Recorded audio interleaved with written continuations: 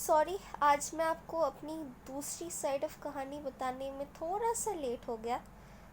मैं आज आप लोगों को अपनी वो कहानी पूरी करना चाहता हूँ आप लोगों के सामने, जिसने मेरी और शांति की ज़िंदगी हमेशा हमेशा के लिए बदल के रख दी। तो कृपया करके अपनी कुर्सी की पेटी बांध ले और शुरू करते एक नए सफ़र की ओर।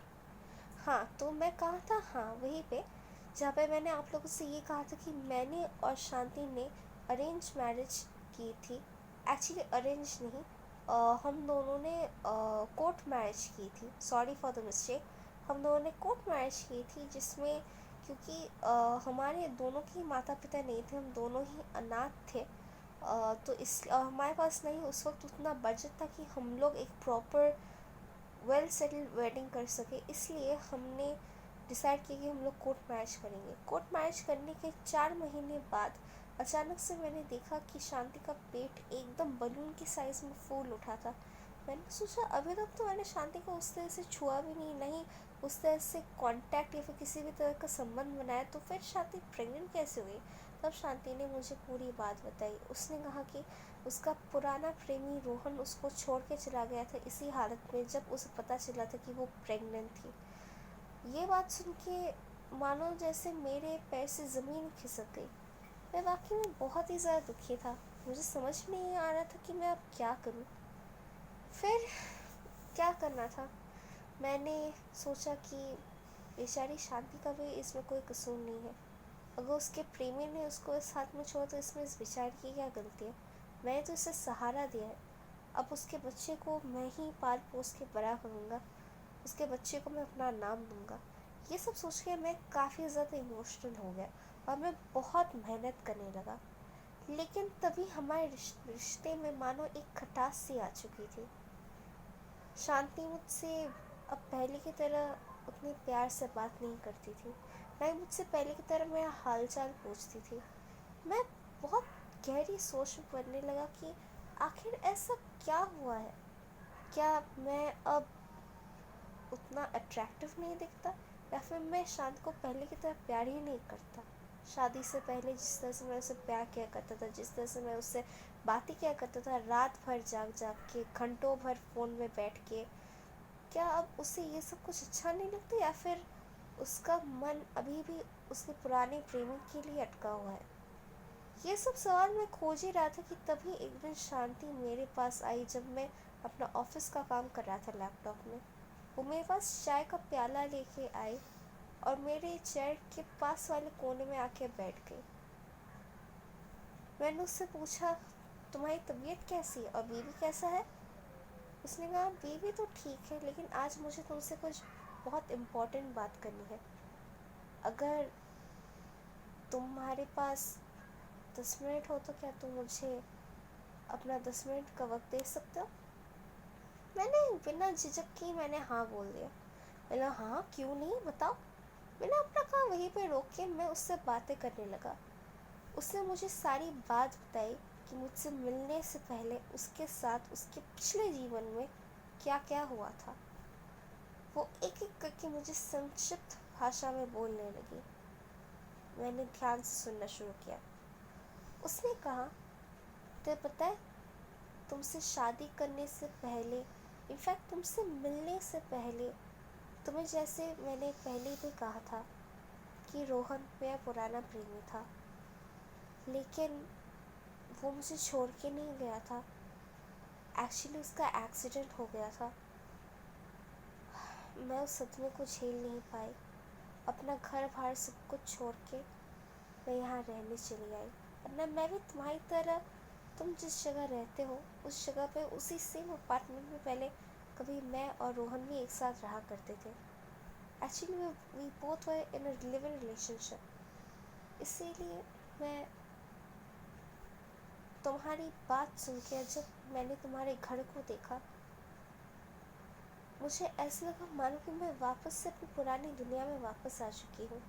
लेकिन एक तरह से डर भी लग रहा था कि तुम इस बात को सुन के तुम कैसे रिएक्ट करोगे, तुम क्या सोचोगे आखिर मेरे और रोहन के रिश्ते के बारे में। प्लीज़ मुझे गलत मत समझना। ये सब सुन के मैंने कुछ नहीं बोला।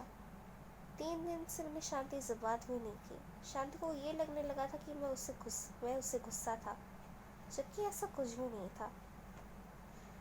फिर एक दिन मेरे दिमाग में पता नहीं क्या गुल खिला और मैंने उससे ये सवाल पूछ लिया, अच्छा तुम्हारा पुराना प्रेमी रोहन करता क्या था वैसे? ये बात जैसी शांति के कानों तक पहुंची, मानो वो गुस्से से एकदम लाल हो गई। मैंने उसके गुस्से वाले चेहरे को देखा, मैं थोड़ा सा डर गया। मैंने सोचा आखिर मैंने कैसा सवाल पूछ लिया। उफ, मैं भी ना। मैंने उससे सॉरी कहा तो उसने बोला, मैं तुमसे गुस्सा नहीं हूँ, मैं अपने पास से गुस्सा हूँ। मैंने कहा तुम अपने पास से गुस्सा मतलब?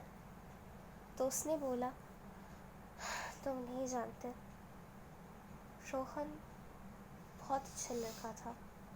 वो मुझसे बहुत प्यार भी करता था और मैं भी उससे बहुत प्यार करती थी, लेकिन किस्मत ने ऐसा खेल खेला कि वो और मैं कभी एक नहीं हो पाए। अब तुम ही मेरा सहारा हो। अगर तुम्हें कुछ हो गया तो पता नहीं मैं क्या करूँगी। मैं एक्चुअली तुम्हें एक बात बताना चाहती हूँ। मैंने बोला, अब क्या कहना है तुम्हें? तुम तो सारी बातें मुझे बता चुकी हो। तो उसने कहा, नहीं, मैंने तुम्हें सारी बातें नहीं बताई है अब तक। एक्चुअली रोहन के गुजर जाने के बाद उसका भूत आज भी मेरे आसपास भटकता रहता है। मेरे बच्चे के आसपास, मेरी कोख के आसपास भटकता रहता है, क्योंकि तुम जानती हो मेरे पेट में जो बच्चा है वो तुम्हारा नहीं बल्कि रोहन का है। मैंने जैसे ही ये सुना मुझे लगा कि अब तो मुझे दिल का दौरा पड़ ही जाएगा और दिल के साथ साथ मेरा दिमाग भी फूट जाएगा, क्योंकि मैं इतना ज़्यादा डर गया था ये सोच के कि वाकई में ये सच बोल रही है या फिर सिर्फ मुझे डराने के लिए ये सब कुछ कह रही है। मैंने उससे गुस्से में आके ये पूछ लिया, क्या तुम मजाक कर रही हो? हाँ, तुम्हें क्या ये मजाक लगता है? अरे जब से देख रहा हूँ मैंने तुमसे शादी की है, तुम तो मुझसे ऐसे ही बिहेव किए जा रही हो। आखिर तुम्हारी प्रॉब्लम क्या है? अगर तुम्हें मुझसे कभी प्यार था ही नहीं तो मुझसे शादी क्यों की? तुम मुझे मना कर देती। उसने कहा, अरे अरे तुम गुस्सा क्यों हो रहे हो? मैं सच बोल रही हूँ, लेकिन वो अच्छा भूत है। मुझे पता है कि वो कुछ नहीं करेगा तुम्हें। मैंने कहा, ठीक है, अच्छा एक काम कर सकते हैं क्या? तुम और मैं दोनों एक दिन मिलके उसको अपने पास बुला सकते हैं कि मैं रोहन को देखना चाहता हूँ, उसकी आत्मा को मैं महसूस करना चाहता हूँ कि वो वाकई में वहाँ पे है या नहीं। तो उसने कहा, हाँ क्यों नहीं, इसके लिए हमें एक प्लान चिट करना पड़ेगा। तो हम दोनों ने एक दिन गुरुजी के साथ और एक तांत्रिक के साथ बैठ के हम दोनों ने मिलकर प्लान चिट किया। उसके बाद प्लान चिट करने के बाद वाकई में मैंने देखा कि रोहन का अच्छा प्योर भूत यानी कि प्योर सोल हमारे सामने प्रकट हुआ। उसने कहा, Akash, thank you so much, thank you so much कि तुमने मेरी शांति का हाथ थामा, उसका ख्याल रखा। तुम इस बच्चे को अपना ही समझना, क्योंकि ये तुम्हारा भी तो बच्चा है। सो ये नहीं कि खून का रिश्ते से ही फैमिली बनती है, फैमिली तो दिल के रिश्तों से बनती है। वैसे सच बात बताओ, ये एक प्रैंक था। कितने बड़े बेवकूफ़ हो तुम लोग। हाँ, इस कहानी को भी तुमने सच मान लिया। शांति नाम की कोई भी लड़की नहीं थी और मैं अभी तक जो कुछ ही बोल रहा था ना, मैं बेसिकली तुम लोग का सी काट रहा था। चलो कोई बात नहीं।